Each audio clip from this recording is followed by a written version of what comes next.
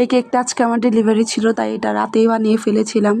এরপর হচ্ছে আমি এমন এক মানুষ যে কালকে আমার ট্রেনিং আছে, কোথায় আছে, কেন আছে, কিসের জন্য আমি কিচ্ছু জানতাম না। জাস্ট এটা জানতাম আমার অমুক জায়গায় যাইতে হবে। তো এই জন্যই হচ্ছে আমি ফার্স্টে রান্নাবান্না সব কমপ্লিট করে নিই। হাঁসের মাংস, এখানে ছিল কচুরমুখী তরকারি এবং ছিল ডাল ভুনা। এত আইটেম রাঁধতে রাঁধতে আমার জীবন শেষ ভাই।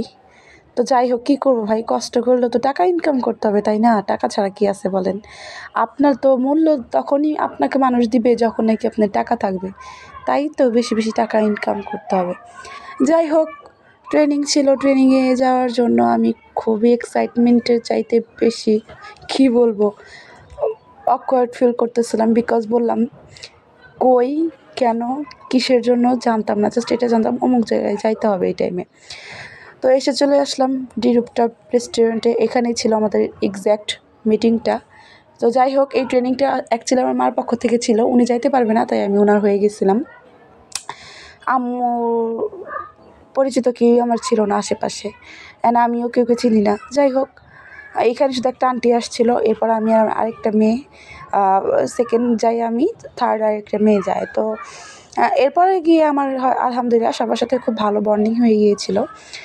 তো এখানে প্রচুর গরম পড়ছিল সেদিন, আমি অনেক অনেক অনেক টায়ার্ড ফিল করছিলাম। এর মাঝে মধ্যে নাস্তা দিয়ে দেয়, এই তো আমার আম্মুর নামে একটা নেম প্লেট দিয়ে দেয়।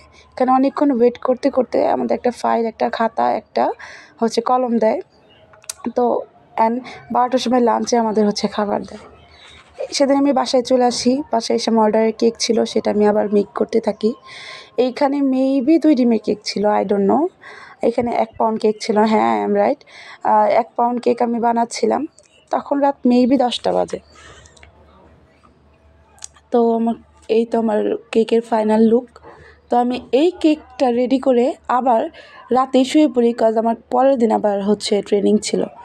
এইখানে একটু উঠে গেছিলো, তাই আপনাদেরকে দেখাচ্ছিলাম। তো আমি রাত 12টার সময় এই কেক কমপ্লিট করে দেন হচ্ছে ঘুমিয়ে পড়ি, অ্যান্ড পরের দিন আবার ট্রেনিংয়ে যাওয়ার জন্য প্রস্তুত হই।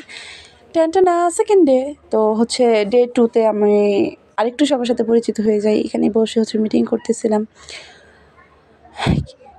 আস্তে আস্তে সব জায়গায় যেতে যেতে ভালো লাগে, আর অ্যাকচুয়ালি এটাই তো, এইখানেও ভালো লাগতেছিল।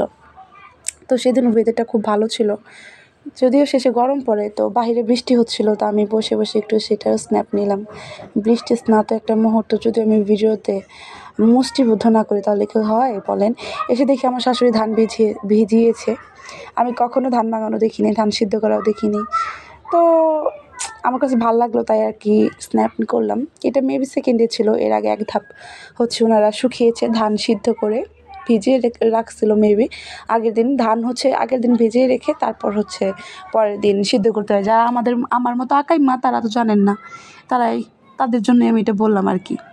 তো সেদিনে আমার হচ্ছে রাত 12টার সময় আমি একটা অর্ডার পাই, অ্যান্ড তখনই আমি দৌড় পেরে চলে যাই আমার এর কাজ করতে।